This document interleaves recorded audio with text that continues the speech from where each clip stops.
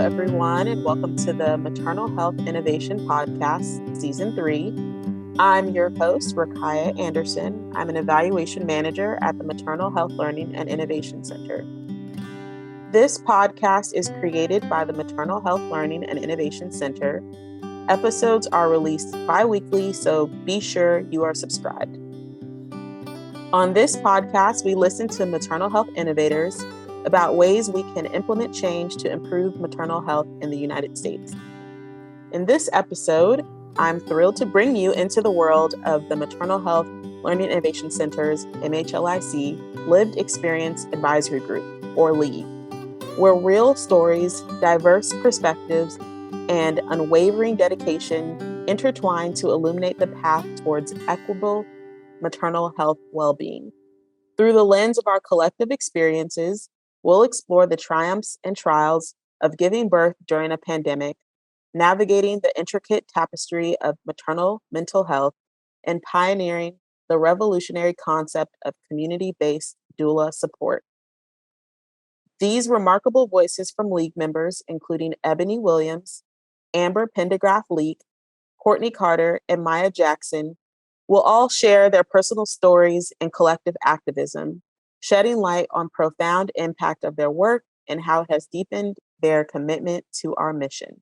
Thanks for joining me. So now I'll ask each of you to introduce yourselves and share how you got involved with the Lived Experience Advisory Group to support maternal health initiatives. Amber, do you want to introduce yourself? Hello, everyone. My name is Amber Pendergraph-Leak. I'm the Executive Director of Birth Matters in Spartanburg, and how I became involved with the LEAG is actually through Rose, to just share some of the experiences I have with the group in terms of my lived experiences as a doula. Thanks, Amber. Courtnie, can you introduce yourself? Sure. Hi, everyone. I'm Courtnie Carter. And I joined the LEAG, or got brought into the LEAG by Reaching Our Sisters Everywhere due to my experience as lactation support and also as a mom of 2, having delivered my second right at the peak of the pandemic. Thank you, Courtnie. Maya, can you introduce yourself?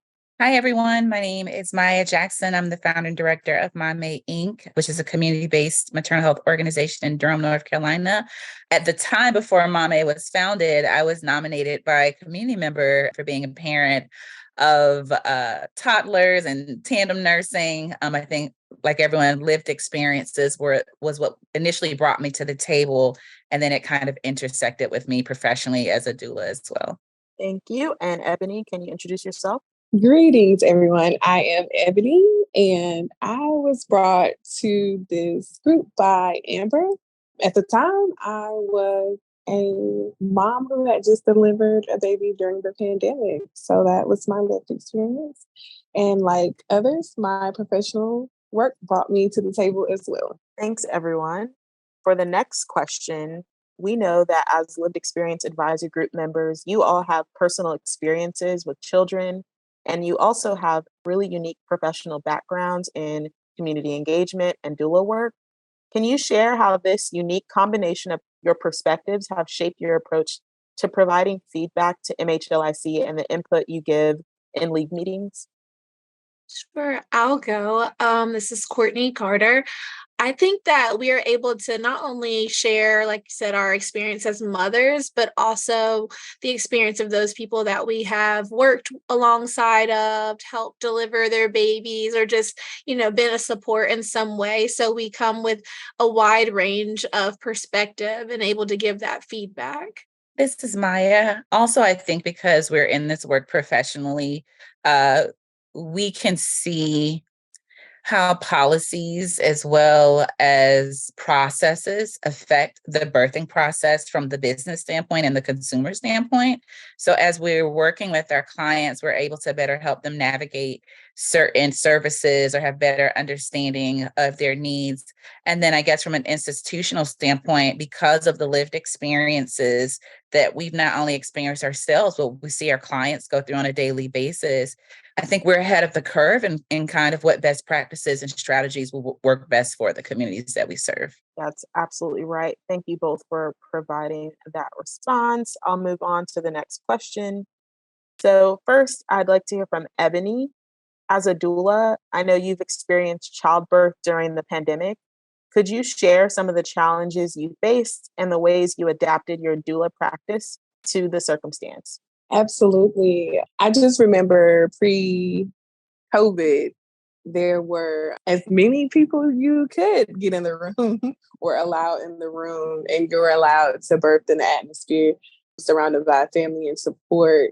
And having that in my own birth, literally 2 days before the big shutdown, and then having to go back to the hospital and only one of us could come in, it was a drastic change.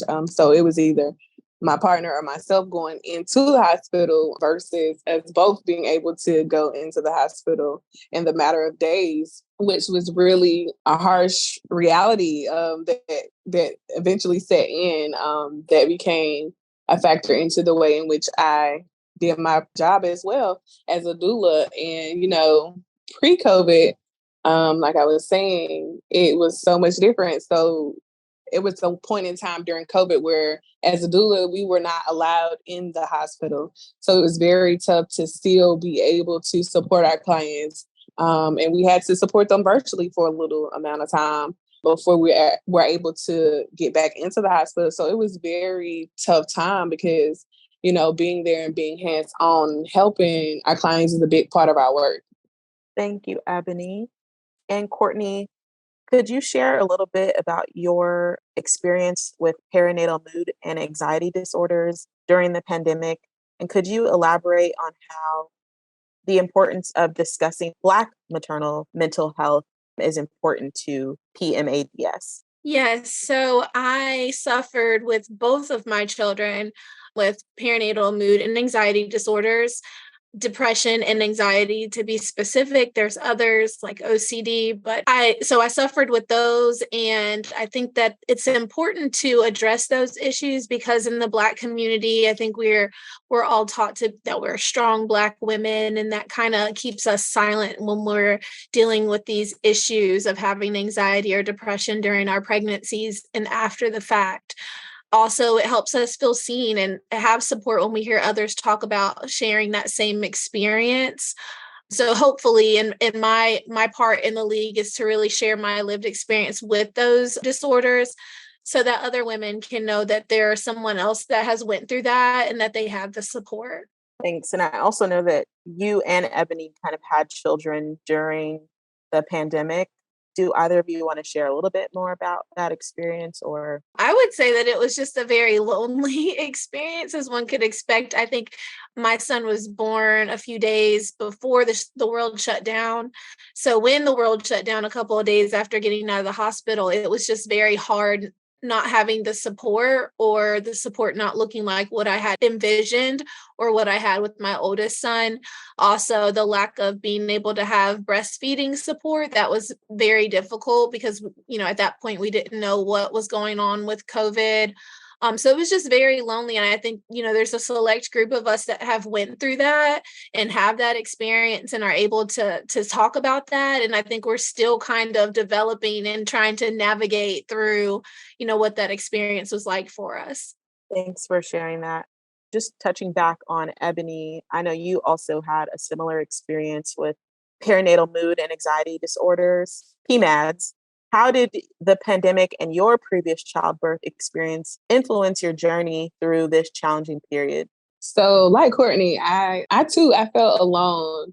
I did have my partner there, my mom there, but I still felt so alone just because it looked different. I have 4 children, and with the last one, I didn't get to do as I did with the other ones.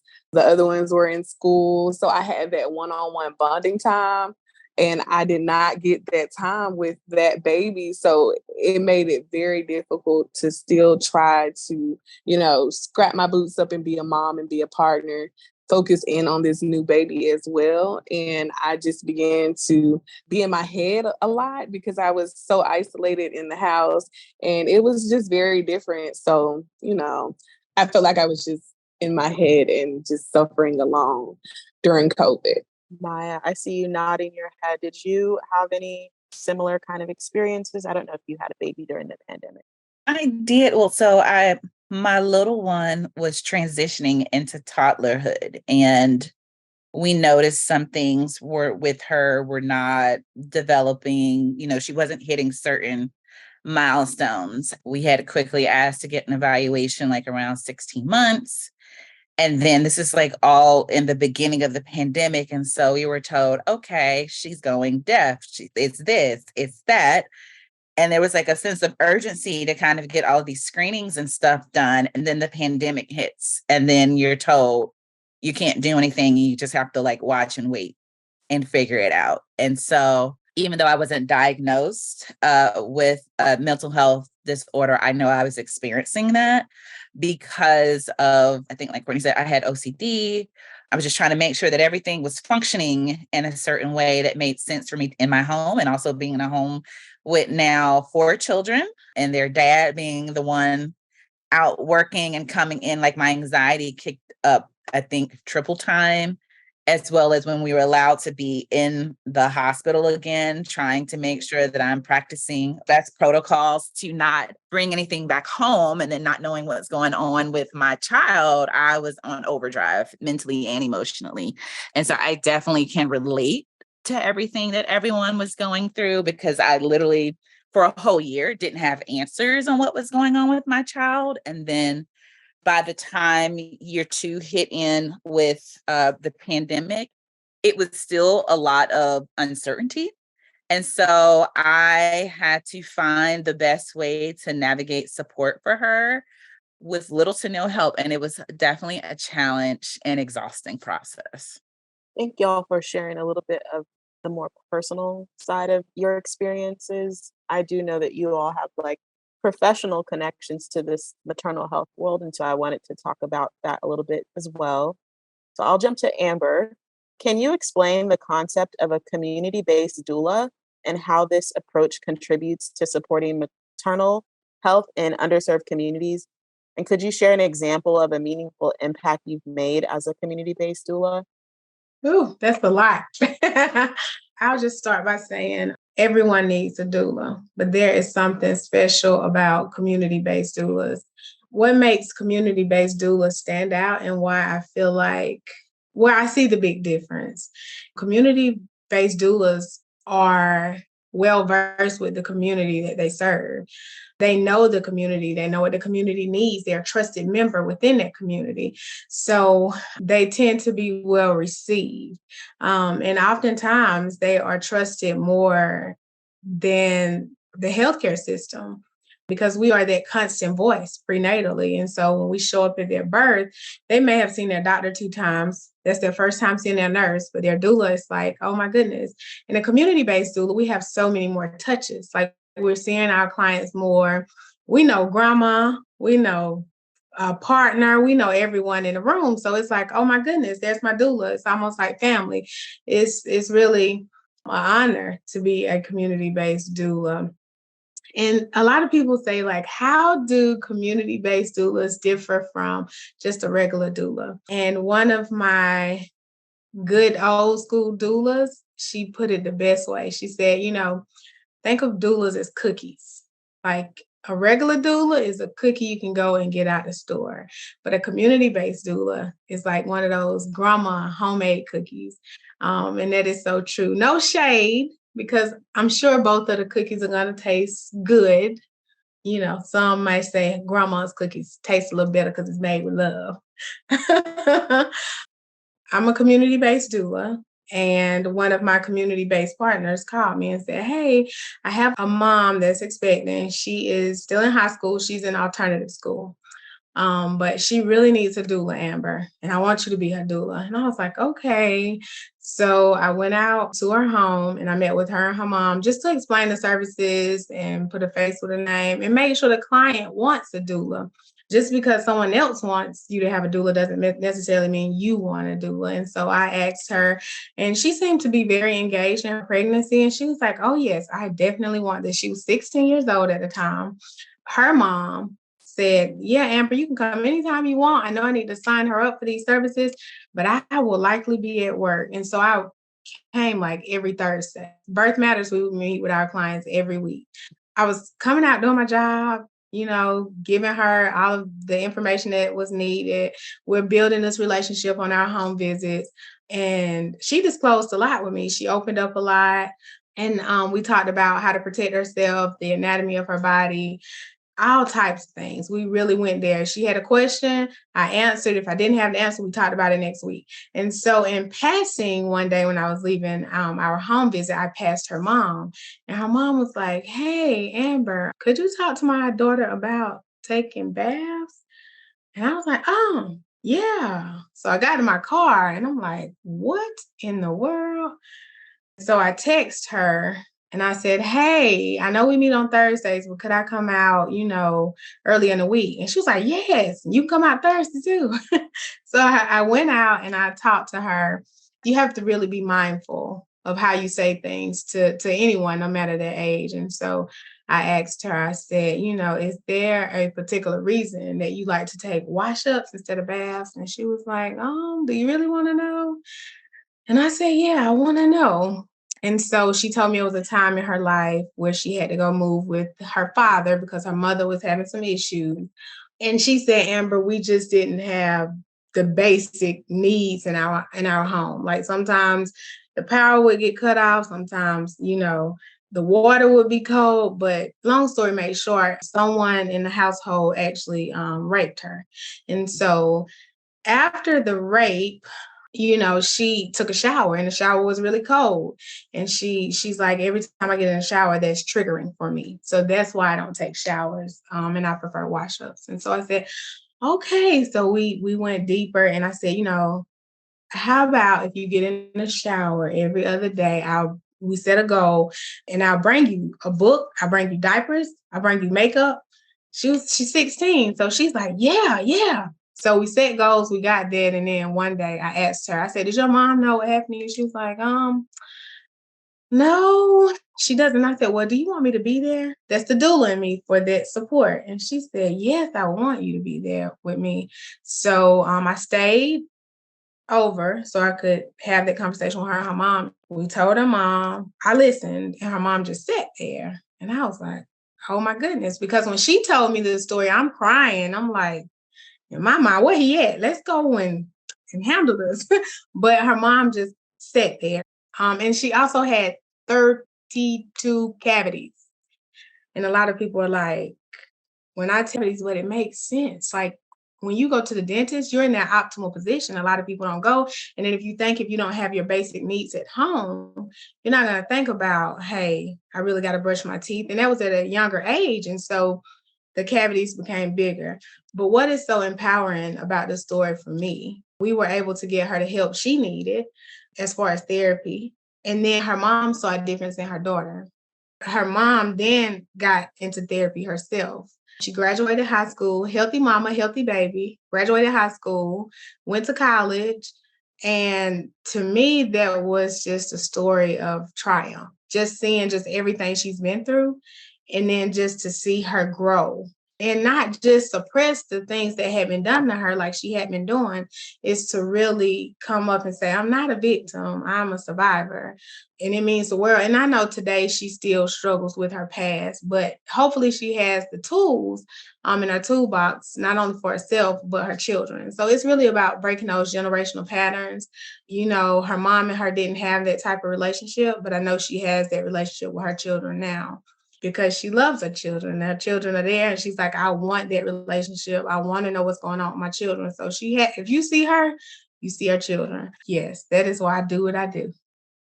That's a really powerful story, Amber, and thank you so much for sharing that. I think it gets to not only what role you play, but how important it is to kind of follow up with the folks that you're working with. It's not just a one-time encounter, but the family members, you're following up and you're able to see their successes and also help them navigate those challenges. But that's a really sad and unfortunate story, but it's not an isolated thing, right? It probably happens more than we think. So it's really great to hear that you were able to help her navigate that, her and her mother, but it's unfortunate she had to go through that.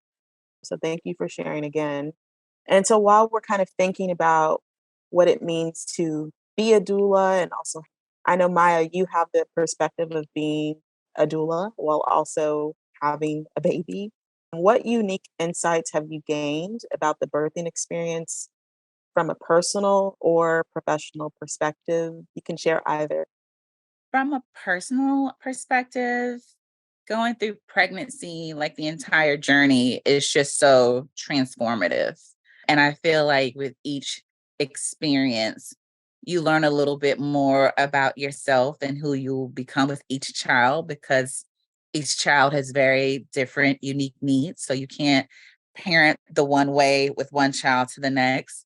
And I think having that lived experience has also helped me reset some of the anxiety and angst that some of our clients experience. In America, we have painted pregnancy and parenthood as something that is just easy and that it should come natural and that we should automatically be attached to our pregnancy, our child, as soon as we're pregnant. And what I've found a lot of times is that most of our families are stressed, they're overwhelmed, they do not have support system. No matter if they are affluent or they're under the poverty threshold, everyone's struggling in some capacity because we have not built a society that is supportive of families and birthing people in general. And so when you add this new addition into your life, it complicates things more, where if we were in a Western country or an Eastern country that really celebrated life and families in the way that is intended, it should be not necessarily a walk in a park, but we would have to carry less bricks on our backs in the process of that, right? And so because I have dealt with discrimination while pregnant in the workplace, I have dealt with discrimination in regards to me advocating for myself while pregnant and at birth. I am now empowering families with the tools to be able to help them feel comfortable and confident to know what their rights are, as well, if they don't like the service that they're receiving, that it is safe to go someplace else. Even in the midst that baby is coming and you don't like that hospital that you had initially planned to go, as long as they're in another facility someplace else, you have the right to go wherever you want because you deserve quality care. So I think these experiences, my own experience, helps me make help my parents feel better prepared. And on the flip side, I think that the health professionals that I work with, these stories provide them with more insight and empathy. They have not been trained to care for people. They have been trained to treat a disease. So when someone comes in front of you and you've only charged to, support them for 15 minutes, you have no idea what that person is going through. We have really brought the true human experience into the forefront of what it looks like caring for birthing people. And I'm hoping, I feel like it's working, even though I know we got a lot of work to do. I feel like it is changing the impact, the way that the healthcare industry views birth and what support should look like. You were talking and Amber was talking. I'm just sitting here giving like heavy sighs and and I see everyone nodding their heads because the work that y'all are doing is important. It may just be a coincidence, but I have 4 strong Black women here sharing the personal experiences that y'all have dealt with. Maya, you talked about like experiencing discrimination, and then the personal, professional, like it's layered, right? How you show up in the room as a Black woman, as a doula, as a person giving birth, it's different probably for other folks who have those same experiences. It's unfortunate to me that, there is it seems like a different type of burden, both in the personal space and the professional space. But I think it's important, now that I'm hearing it even more, having your perspective on our lived experience advisory group, because you've seen it on both sides, on both ends. And so I just want to name that and acknowledge it. And also just, again, thank y'all for sharing what you've shared so far. I also wanted to kind of bring in the perspective of someone like Courtnie, who works with Reaching Our Sisters Everywhere, important Black breastfeeding organization. I think you're also connected with community. Can you talk a little bit about what it's like working for Rose and what perspective and contributions you bring to Black breastfeeding and the importance of that? Yes, absolutely. Happy Black Breastfeeding Week, everyone. We are wrapping that up today. It's so important because we know that Black women breastfeed at lower rates but it's not that we don't want to. We just need a little more support. We don't have that representation in the lactation space. So Rose is very an integral piece of the Black breastfeeding space because we encourage it from all sorts. We offer support for lactation support professionals. We offer support to just moms who feel like they don't have anybody around them. Like in my experience, my mother didn't breastfeed. I didn't have anybody in my circle who breastfed, but I knew I wanted to. So we're heavy on the building your village and making sure that you have people around you. If they need more education or want more education, we're able to provide that. And that's from fathers with our group Reaching Our Brothers Everywhere, who provide that support for fathers and partners, to the Queen Circle, where that's like for the grandmas and the women who hold that space in your life. We want to encourage and make sure that Black women have that support so that we can breastfeed our babies for longer periods of time or just even initiate that. And I'm thankful for Rose, one, because I was trained by Mama Bug as a breastfeeding peer counselor with WIC years ago. That's actually how we met. Then with my experience during the pandemic with my youngest son, I lost jobs because of COVID and all of that. She brought me on, and it's home, and they were support for me during my lactation experience. Thank you, Courtnie, for sharing that. And thank you all for just bringing forth your collective experiences that you've all had, from childbirth during the pandemic to supporting maternal health. And I'm curious to know how those collective experiences, how does that keep you engaged in the League? Are there reasons why you keep coming back to our League meetings? Do you feel like it's a space for you to connect with other folks who've experienced this? Like, what kind of keeps you engaged with the Lived Experience Advisory Group at MHLIC? I'll go. This is Ebony. I just always feel like us folks with lived experience deserve a seat at the table. So always being in spaces where lived experience is needed is very important. It's very vital. I'll go next. So for me, it's coming into a space where you can get grounded. And it's not just work. It's like, hey, how are you doing? What do you have going on? And just really talking about our experiences, sharing our experiences, because we can learn from one another. I've been doing this work for over 12 years, and Maya is a little less, but I'm sure that we can learn from one another, and just getting others' perspectives is huge for me. So that's why I continue to come back. Piggybacking off of Ebony, we deserve a seat at the table. And a lot of times when you think about the strategies and the initiatives that are coming down, it's a very top-down approach. They haven't done the legwork to get connected with community. They have no contact or relationship with community. And so all of this money, millions of dollars, get pumped up to programming with failed implementation because there's no buy-in, right? And so this group allows us not only to be grounded, but for us to learn what strategies are working.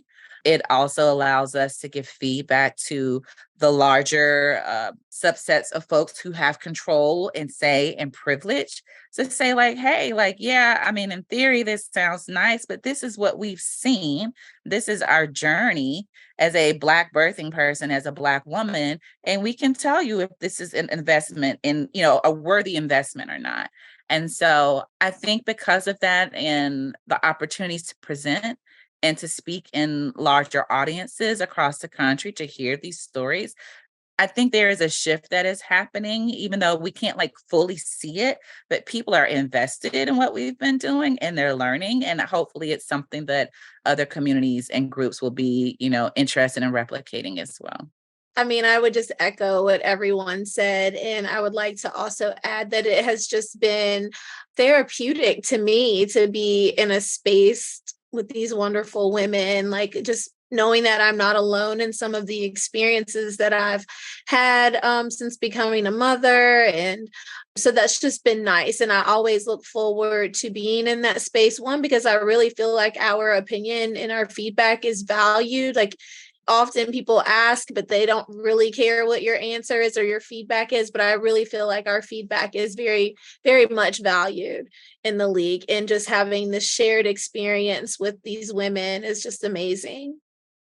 Thank y'all for sharing that. And I just want to echo something that Maya said. Y'all have done a lot of really awesome like presentations at national conferences, at in-person and virtual events. So outside of just giving your feedback to the Maternal Health Learning Innovation Center, y'all have also spoken to like experts who are working in maternal health innovation and trying to improve outcomes for mothers and people who are giving birth. So your expertise, I think, is something that folks, like you said, don't always consider, but you all are the experts in the room. And it's been really wonderful to see the ways that you all have been able to provide this kind of mutual beneficial exchange of like learning from each other. So that's just really incredible. And I'm excited for kind of the upcoming opportunities that y'all will continue to engage in. Could we just add on how Rakiah, you and Deetri set a amazing atmosphere and a safe space for us to be able to share our lived experience. I just wanted to say that and give thanks. That's really sweet. And yeah, let's give a shout out to Deetri Epps, who facilitates all of the lived experience advisory group meetings. She's the founder and CEO of Race for Equity, and she really helps us to bring that equity-centered forward thinking into all of the work that we do at MHLIC. So for sure, thank you, Eboni, for that compliment. Shout out to Deetri and everyone else who supports the League at MHLIC. You all have these combined experiences that encompass various aspects of maternal health. How do you see your individual experiences complementing each other within the League's work? And as we wrap up, could you share one piece of advice or insight that you've gained in just the work that you do or with the involvement that with the League that you think could benefit expecting mothers and the broader maternal health community? I think it's been shared earlier that our combined experience is able to like just give an aspect that other people don't see. Like I think Maya was talking about it, like from all ends, our personal experience, our professional experience. I know Maya works a lot with policy, like just being able to really like, we're in there, like we're not on the outside, you know, watching everything fall down to others. We are really living this life and sharing these experiences with others. And then also, I think there's strength in numbers. So having so many of us that have these same experiences and being able to uplift our voices is something that's, you know, integral to the success of the League, but also I see it taking us, you know, further. And the second part of your question that you asked, I think it was something about a piece of advice.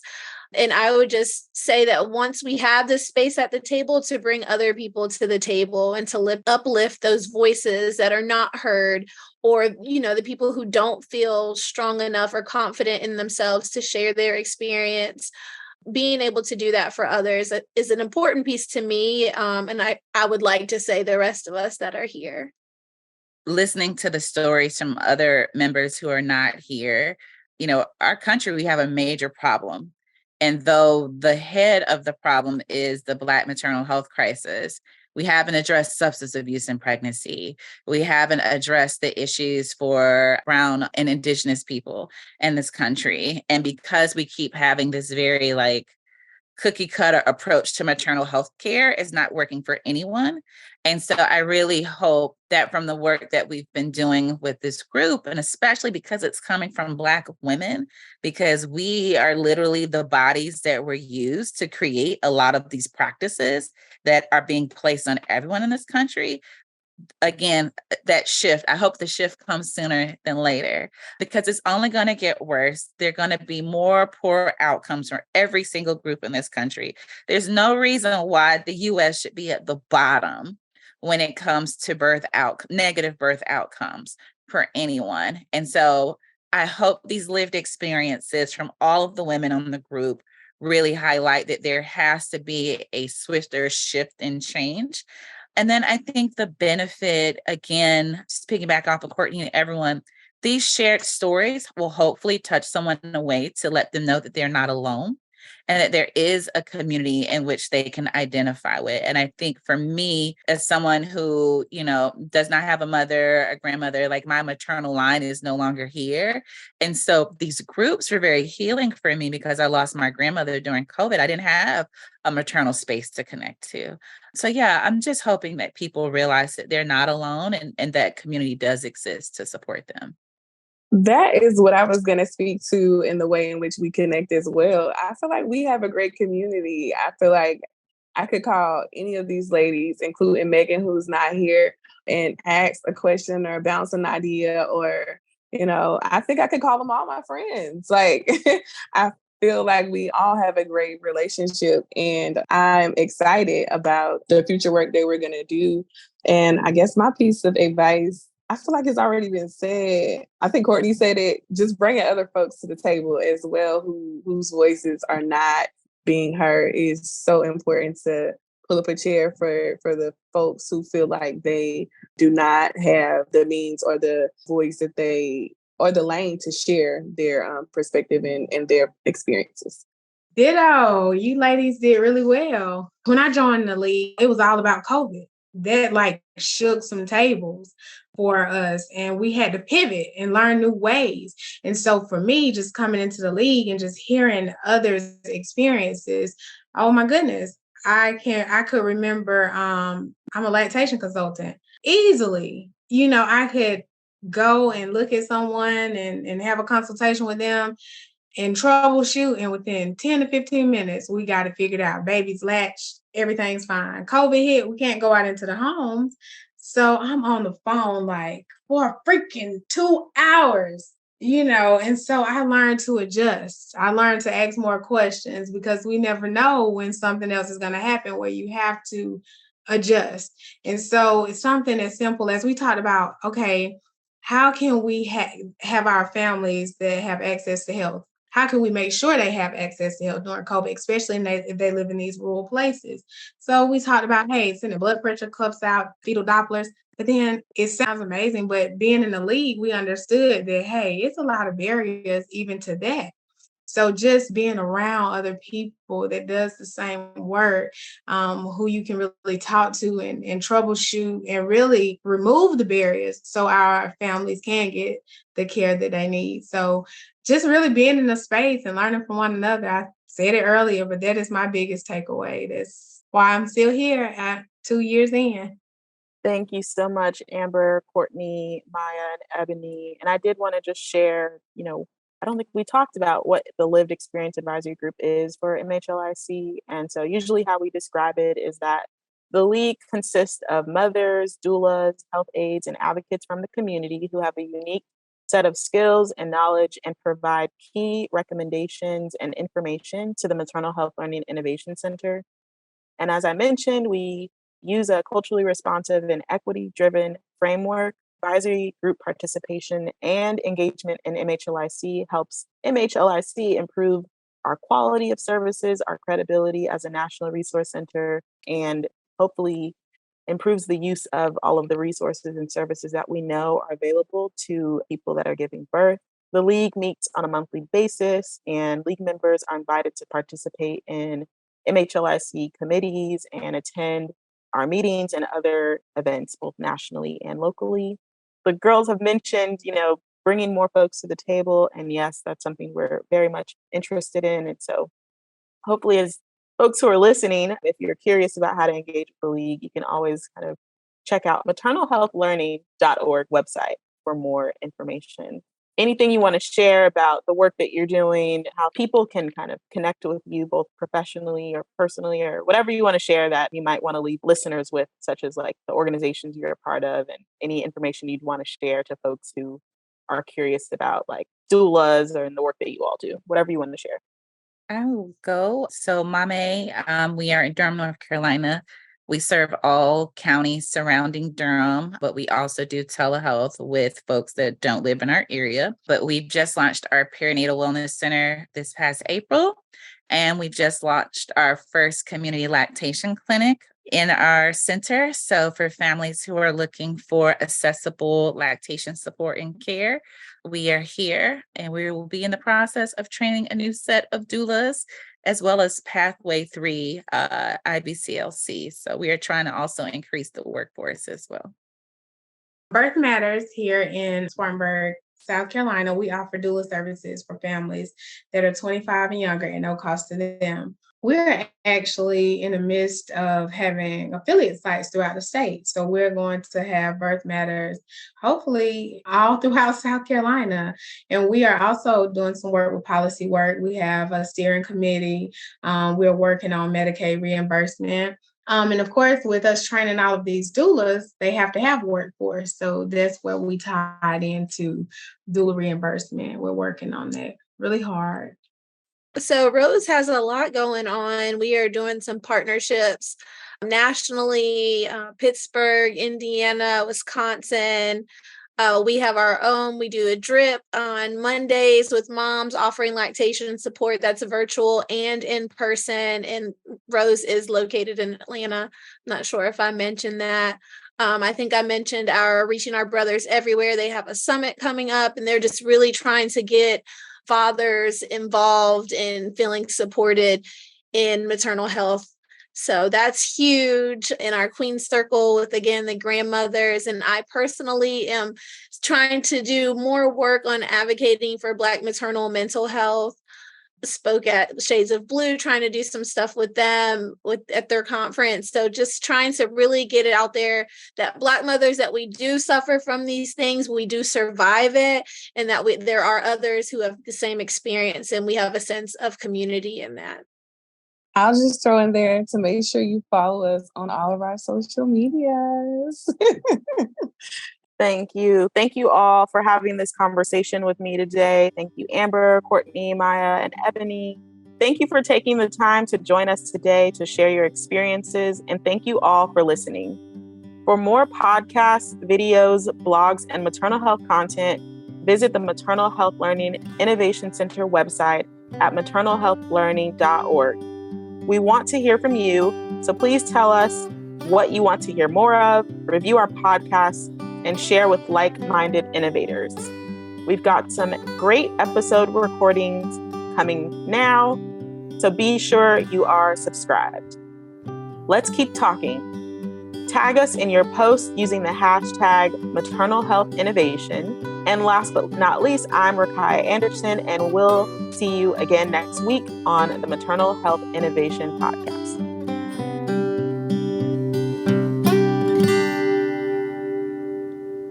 This project is supported by the Health Resources and Service Administration, HRSA, of the U.S. Department of Health and Human Services, HHS, under grant number U7-CMC 33636, State Maternal Health Innovation Support and Implementation Program Cooperative Agreement. This information or content and conclusions are those of the author and should not be construed as the official position or policy, nor should any endorsements be inferred by HRSA, HHS, or the U.S. government.